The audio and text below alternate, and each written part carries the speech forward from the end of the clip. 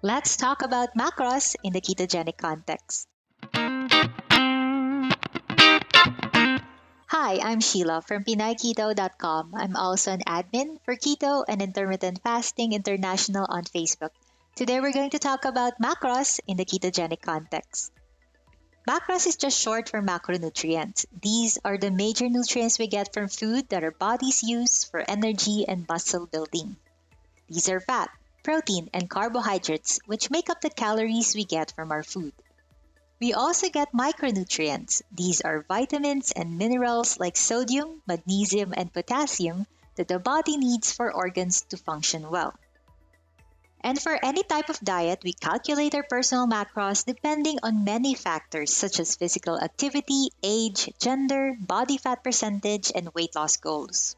Different people will have different caloric needs, and different diets will have different macros portions. So how do we calculate macros? First, we have to figure out our total daily energy expenditure. This is the estimated calories our bodies use every day. We get this by calculating our BMR and the thermogenic effects of food, active exercise, and non-active exercise. BMR stands for basal metabolic rate, the amount of calories our body needs to function at rest. Your body is burning calories even by just breathing and sleeping. TEF stands for thermic effect of food, which is how much calories we burn by digesting food.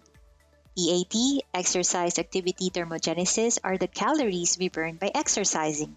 NEAT stands for non-exercise activity thermogenesis, which are the calories we burn by doing activities like working a desk job or commuting.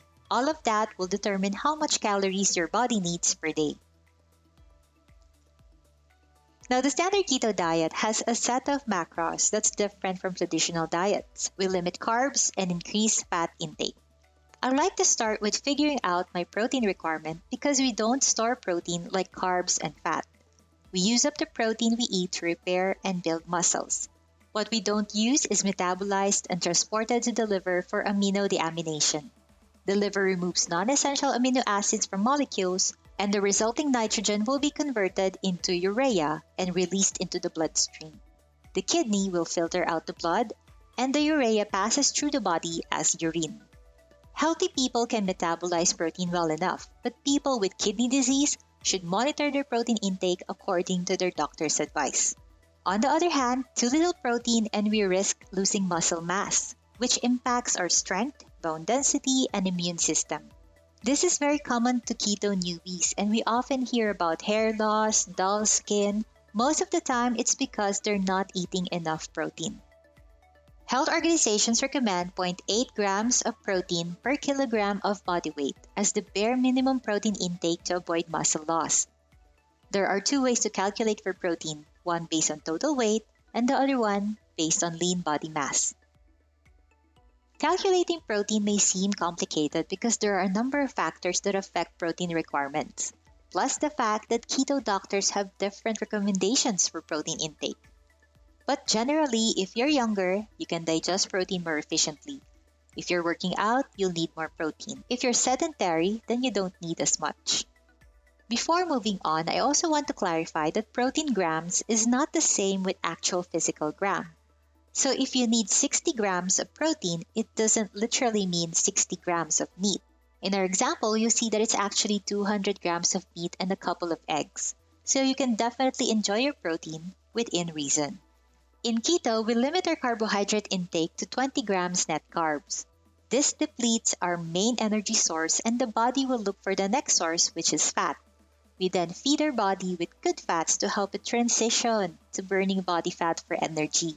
Fat can take up to 70% of the calories we eat, but it doesn't mean we eat unlimited fat.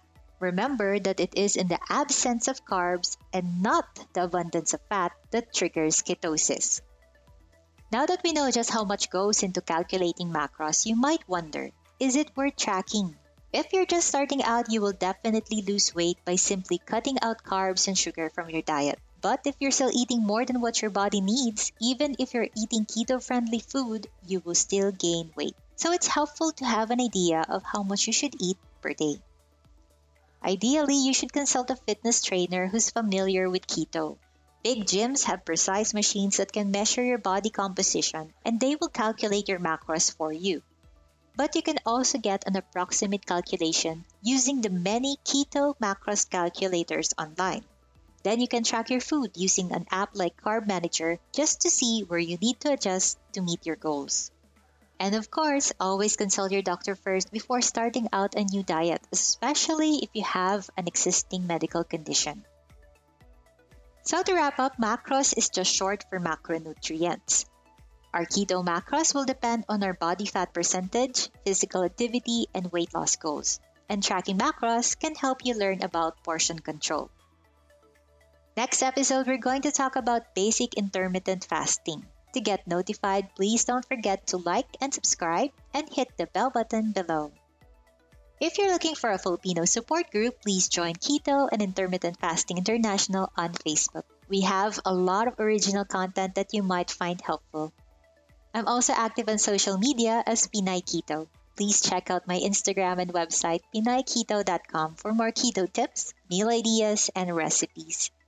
Thanks for watching. Until next time, keep on keto winning.